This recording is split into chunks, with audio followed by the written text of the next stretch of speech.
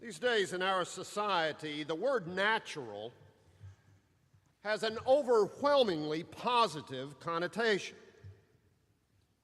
To describe something as natural is almost always an indication that we think it's good, whether we're talking about a food or a fabric or, frankly, most anything else. Given the choice, then, between something that we think of as natural and something else that is considered artificial or synthetic, we'll almost always go for the natural choice. And by that same logic that equates natural with goodness and all things wholesome, anything that is said to come naturally is presumably okay. That said, there are still any number of things that we do in life that really don't come naturally at all, and yet are still things that we consider worth doing. For example, anyone here ever run a marathon? I know some of you have. Did you just get up one day and go out and decide to run a marathon and do it? Of course not, because running a marathon is hard work, and it requires months of preparation and rigorous training, none of which just comes naturally, any more than learning to speak a foreign language, or mastering the art of painting, or writing a novel, or doing much of anything else that we consider to be a significant and worthwhile achievement. And today I'd like to talk about something else like that, something that I believe is very important, something, in fact, that makes an enormous difference in our lives, something that is, in the most profound sense, the right thing to do, yet something that I don't think comes naturally at all. And that's having a sense of gratitude. The act of being thankful. Something that Calvin describes in his commentary on 2 Timothy as simple common decency, but which in actual fact is anything but common at all, as our gospel lesson for this morning makes abundantly clear. Now, you may well disagree with me that gratitude is an unnatural act. And I don't doubt that we all react to good things in our lives with a certain degree of happiness, and may even be sincerely appreciative for those good things for a while. But I simply don't think that for most of us that sort of instinctive appreciation lasts for very long, and it seldom becomes what I would call real gratitude. In large part because gratitude just doesn't come naturally. To the contrary, gratitude, real gratitude, is something that most of us have to learn. One could even say gratitude takes practice. And there is, I think, actually a reason for that. A reason why gratitude doesn't come naturally. Because you see, when good things happen to us, our natural inclination is to believe that that's simply as it should be. That in fact, good things are really supposed to happen to us because good things are what you and I deserve. To use what seems to be a very popular word these days, we think of good things as an entitlement. And it's hard to feel much gratitude, at least real gratitude, for something that deep down inside you think you deserved all along. On the other hand, when something bad happens to us, our immediate and very natural reaction tends to be that something has gone wrong, that there has to have been a mistake, that things are not as they should be, that in this particular instance at least, life is unfair. In fact, if any emotion can be said to come naturally, it's not gratitude. It's resentment. Because we don't have any problem at all summoning up resentment. No, resentment just bubbles up. That comes naturally. It's gratitude that we have to work at, which of course is the subject of our gospel lesson this morning. The story of 10 lepers that Jesus encounters as he travels along the road headed for Jerusalem. And though all 10 of the lepers here are healed of their disease, only one of them then shows any real gratitude for what's happened. Now, unlike the parables of Jesus, which very often do use exaggeration or hyperbole to make a point, this story is not like that. This story strikes me as utterly realistic and true to life. That only one person out of 10 here feels any genuine gratitude does not seem to me the least bit unusual or exaggerated. And when you actually think about it, why should anyone feel gratitude? I mean, what difference does gratitude actually make, whether one is grateful or not? Here in the story of the 10 lepers, for example, there's no suggestion that anything untoward happens to the 9 lepers who are not grateful. They don't later relapse and become lepers again or meet any other unfortunate end because of their lack of gratitude. So why be grateful? I mean, if it doesn't make any difference in our lives, what's the point?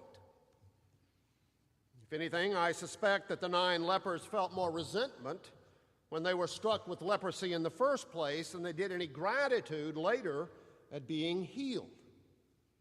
Of course, like everyone, I'm sure they were very glad to be healed. I don't doubt that they were even appreciative that things had finally been set right, but gratitude? Any deep sense of lasting gratitude that carried over to the rest of their lives? I doubt it, because that's just not how people usually respond. Because gratitude, real gratitude, doesn't come naturally. So where then does gratitude come from? And how do we learn gratitude? And what difference does it really make in our lives?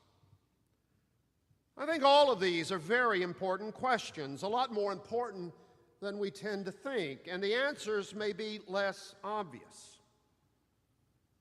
And in trying to suggest some answers to these questions, I want to go back to something I talked about last Sunday, which you might remember was remembering, memories.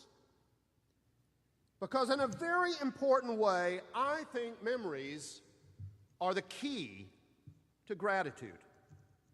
At least to the level of gratitude in our lives that really does make a difference. Now, by memories, I don't mean any one memory or even memories of a particular occasion or incident in the past. I mean memory. I mean our memory as a whole. The whole web of memories that we have that connects us with all those who have gone before us. And therefore helps us to remember that no matter how much we may have achieved in this life, we didn't do it on our own. We did it standing on the shoulders of those who have gone before us, without whom we'd have never been able to do all of this on our own, and therefore to whom you and I owe some measure of gratitude.